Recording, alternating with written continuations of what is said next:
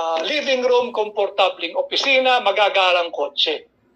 Suklian natin itong pagsusugal ng kanyang personal na kalayaan at buhay na ginawa ni Pangulong Duterte.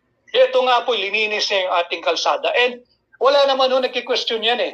During his incumbency, during his administration, ramdam na naibalik sa matitinong tao, sa atin, ang lansangan. At yan po yung benepisyong inyong tinamasa. Tinamasa ko, tinamasa ninyo. Marapat lang na suklian natin. Samahan po natin si Tatay Digong. Hindi po siya kumakandidato bilang senador o mamuling pangulo. Siya kumakandidatong mayor ng Davao. But ang political persecution na nagaganap ay naririto po sa National Capital Region.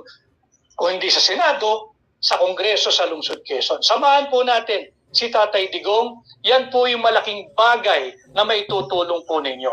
At siguro, mahaba-haba pa ang natitirang panahon bago matapos ang taon. Could be early next year, January or February, who knows?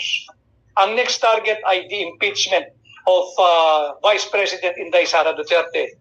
Tulungan din po natin si Vice President Inday Sara Duterte. Hindi dahil gusto natin siya bilang Vice President. Kung hindi, binabastos po yung mandato ng mahigit 32 milyong Filipinos na bumoto sa kanya.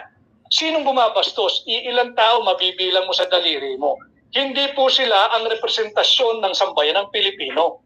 Huwag po tayong pumayag na magpatuloy itong undeclared martial law. Itong mga tyrannical, despotic leaders that we have, labanan po natin, lumabas po kayo sa inyong pamamahay, magsama-sama po tayo, ipakita po natin ang ating lakas at puwersa sa lansangan. Okay.